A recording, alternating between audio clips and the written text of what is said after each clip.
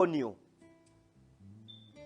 Ainsi, déclarés justes par sa grâce, nous sommes devenus ses héritiers, conformément à l'espérance de la vie éternelle. Nous sommes devenus ses héritiers, conformément à l'espérance de la vie éternelle. Donc la vie éternelle est un héritage pour les croyants.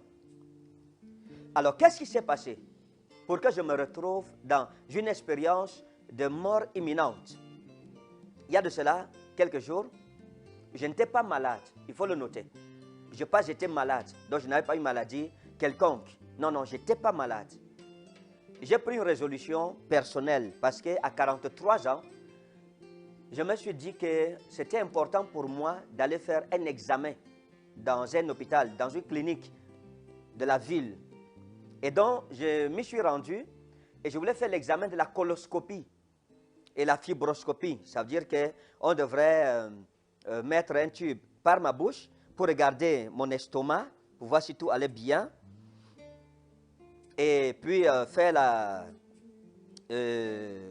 la coloscopie, pour ceux qui savent. Les hommes, vous savez, le côlon, cancer du côlon, etc. Donc, il fallait vérifier mon côlon.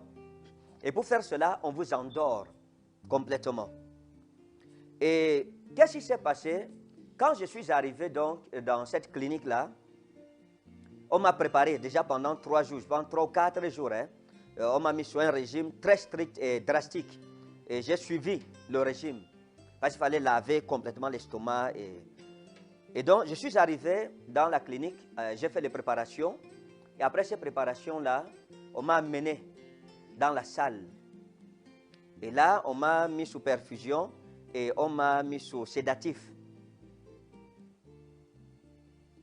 Et donc, subitement, pam, je me suis endormi. J'étais parti. Et c'est là que la chose s'est passée. C'est là que j'ai vécu ce qui m'a transformé de l'intérieur aujourd'hui. Alors, lorsque on m'a endormi,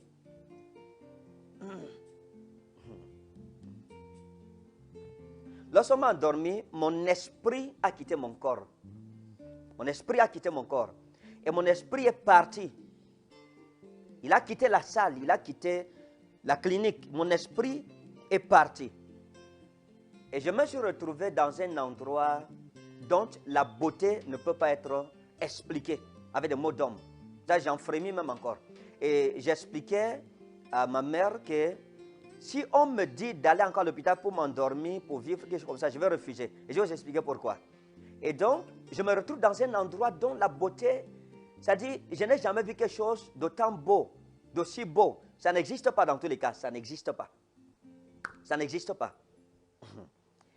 Et là, pendant que j'étais debout, j'ai vu un être glorieux s'approcher de moi. Et c'était le Seigneur Jésus-Christ. Et il s'approchait de moi avec une gloire qui n'a pas de nom. Avec un sourire radieux, comme si c'était le soleil qui illuminait tout autour de moi. Et il s'approchait de moi. Et quand je l'ai reconnu, et que je me suis rendu compte que j'étais en face de mon Sauveur, je me suis mis à pleurer. Et je pleurais. Et je pleurais. Et il s'approchait de moi en me disant, Ferdinand, je t'aime. Et je lui disais, moi aussi je t'aime, Seigneur. Seigneur, moi aussi je t'aime. Et il approchait, bien-aimé, quand on parle de l'amour de Dieu, l'amour de Dieu, l'amour de Dieu, si vous n'avez pas vécu ça, vous ne comprendrez jamais toute votre vie l'amour de Dieu. L'amour de Dieu est une force. C'est comme un vent. C'est un sentiment qui vous remplit dedans et dehors. C'est comme un revêtement. Vous ressentez physiquement. C'est quelque chose, bien aimé. Je ne sais pas comment je vais expliquer ça avec des mots d'homme. Quand Dieu s'approchait de moi, j'ai senti l'amour. Quand on dit l'amour de Dieu, à chaque fois qu'il me disait je t'aime. Bien aimé, c'était un peu comme un tonnerre. C'était quelque chose qui me remplissait. Un sentiment de béatitude. J'ai compris ce qu'on appelle le vrai bonheur. Le bonheur n'est pas parmi les hommes bien-aimés. Le bonheur n'existe pas parmi nous. J'ai ressenti ce qu'on appelle le bonheur, la béatitude. J'étais en extase. Chaque fois qu'il me disait je t'aime, j'ai ressenti ce bonheur, cette extase, son amour, comme un océan. l'amour de Dieu, vous le ressentez, vous le vivez. Il vous touche physiquement. C'est comme si on vous revêtait. De dedans et de dehors. Et je disais, Seigneur, je t'aime aussi. Et il me disait, je t'aime. Je disais, tu sais que je t'aime, Seigneur. Et il me disait, oui, je sais. Et je pleurais. Et je pleurais. Après, les médecins m'ont expliqué que pendant que j'étais endormi, inconscient, les larmes coulaient de mes yeux. Eux, ils ne savaient pas ce qui se passait. Et le Seigneur m'a embrassé, je l'ai serré fort. Et je lui disais, Seigneur, je t'aime et je suis désolé. Je sais qu'il y a des choses que je ne fais pas bien par rapport à ta maison. Je sais que je ne gère pas toujours ta maison bien. Il y a certainement des choses qui ne te plaisent pas dans ma manière de faire. Vraiment, je suis désolé. Et il m'a dit, je sais, mais je t'aime. Et j'ai dit, moi aussi, je t'aime, Seigneur. Et je me suis mis à chanter en langue. Et je chantais en langue et je ressentais l'amour de Dieu. C'était, oh mon Dieu, le royaume de Dieu. C'était la bonté de Dieu, son amour, la plénitude de l'amour débordant de Dieu. Et vous n'avez pas besoin de vous séparer de cela. Et pendant qu'il s'approchait, qu'il me prenait dans ses bras, il m'a dit ceci. Je suis venu te rassurer que ton examen se passera bien. N'aie pas peur. Je t'aime. Et il m'a dit, il n'y aura rien d'alarmant. Et puis je pleurais et je chantais en langue et je le serrais fort et je pleurais. Et là, le Seigneur m'a posé une question et il m'a demandé ceci. Il m'a dit, quelles sont les personnes à qui tu tiens beaucoup? Et j'ai cité quelques noms. Mais le premier nom que j'ai cité, je lui ai dit, c'est Momi Shalom. Et il m'a dit, je te permets de la voir.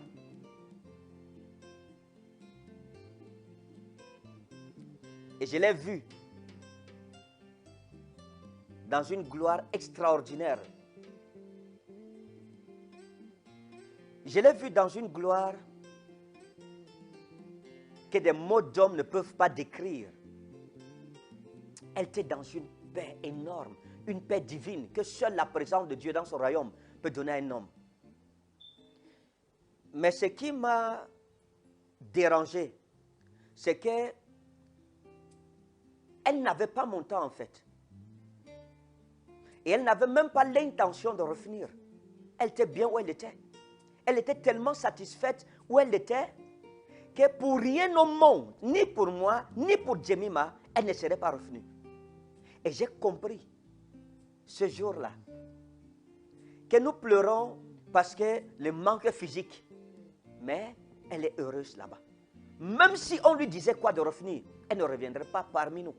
J'ai compris que quand on arrive là-bas, pour rien au monde, vous ne voulez plus revenir parmi les hommes.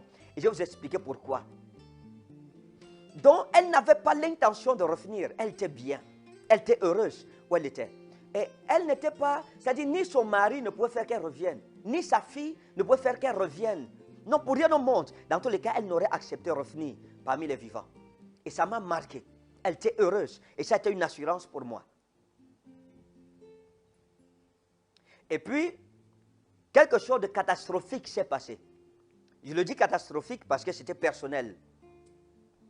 À un certain moment, donc, on a commencé à m'injecter pour me ramener, pour que je revienne. Mes amis, le monde est sale. Il n'y a pas d'amour parmi les humains. Bien-aimés, le moment où j'étais avec le Seigneur, et qu'on a commencé à me ramener,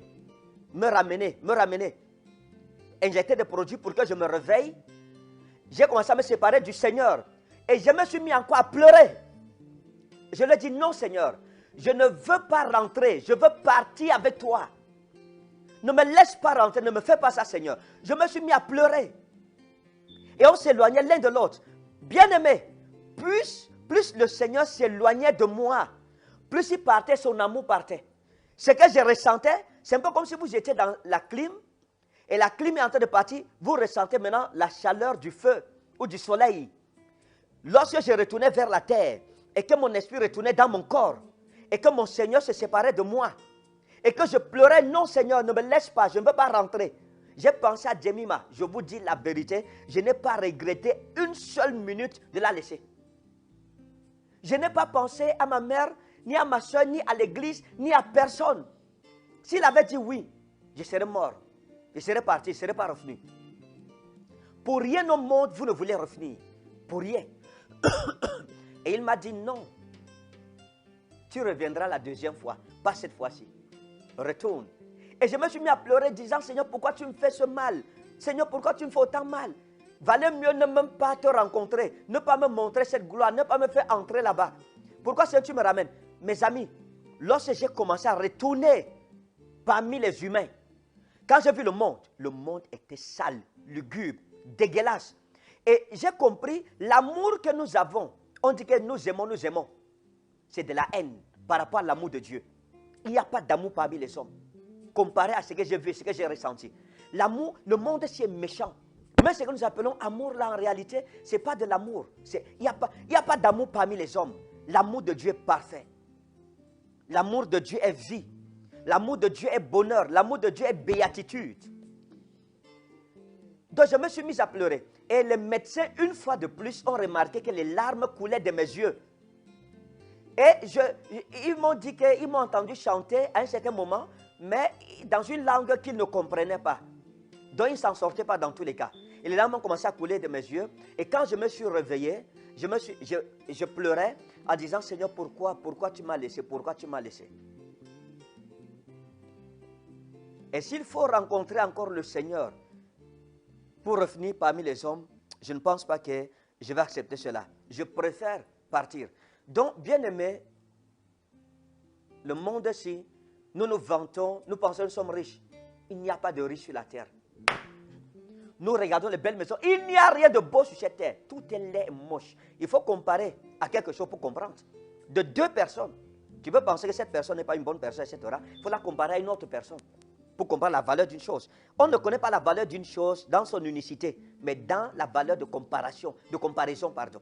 Tant que tu n'as pas comparé un homme à un autre homme, tu ne connaîras pas s'il est bon ou mauvais. Ou une femme à une autre femme, tu ne sauras pas si elle est bonne ou elle est mauvaise. C'est ça la vérité. Si vous partez là-bas, vous n'aurez pas envie de revenir. Et j'ai été étonné. Quand je regarde Jemima aujourd'hui, lorsqu'elle grandirait, on lui parlera de cette expérience, voilà, j'ai oublié quelque chose. Et ça, c'est fondamental. Voici ce que le Seigneur m'a dit. Il m'a dit, ton examen se passera bien. Bien aimé, j'ai vu le résultat de l'examen avant que le résultat ne sorte. Dieu m'est témoin. Et quand on m'a amené dans la salle, j'ai dit à l'infirmier qui était avec moi, j'ai vu les résultats de l'examen et voici ce que le Seigneur m'a dit. Et quand les résultats sont sortis, c'est exactement cela. Il n'y avait rien. Et le Seigneur m'a dit, ce n'est pas ton temps de mourir maintenant. Tu mourras à tel âge. Et ça, je n'ai dit à personne. Peut-être sauf à ma mère. Je m'a dit, tu ne mourras pas maintenant. Mais tu mourras à tel âge. Et il m'a donné l'âge de ma mort. Et je me suis réveillé. Et je suis vivant aujourd'hui. La vie éternelle est réelle, bien-aimé. Le royaume des cieux. Après la vie ici, après la mort, il y a une vie. Il y a un royaume merveilleux. Pour ceux qui craignent l'éternel, pour ceux qui sont sérieux, qui aiment Dieu, qui se battent malgré les tentations, malgré les chutes, malgré les faiblesses, à être juste devant le Seigneur et à se sanctifier. Ceux-là auront une récompense. La récompense de la vie éternelle est réelle. Bien-aimé, c'était une récompense pour moi, mais je ne l'ai pas maintenue. Elle est repartie. Parce que le temps n'est pas venu. Mais j'ai mal. Je suis désolé, vraiment. Je pense que toi-même, si tu étais là-bas, tu ferais la même chose que moi. J'ai mal parce que, avec, je suis revenu. Je serais parti. Et je pense que les prières des gens et tout ça, l'amour de l'église et tout ça, là, ça aussi joué quelque part. Et la responsabilité que j'ai encore parmi les vivants. Mais je vous dis, Jésus-Christ est vrai. Jésus-Christ est le même. Hier, aujourd'hui, éternellement. Croyez en Jésus-Christ. Repentez-vous de vos péchés. Abandonnez votre mauvaise vie. Acceptez Jésus-Christ comme votre Seigneur et Sauveur personnel. Ne vous moquez plus de l'Église. Ne vous moquez pas des serviteurs de Dieu. Ne vous moquez pas de la parole de Jésus-Christ. Jésus-Christ est vrai et réel. Après la mort, il y a une vie. Il y a une vie après la mort. C'est la vérité. Je l'ai vécu. Je l'ai vu pour la première fois de ma vie. J'ai vu on ne m'a pas raconté. La vie éternelle est réelle. Que celui qui a les oreilles pour entendre, entende. Mes amis, si vous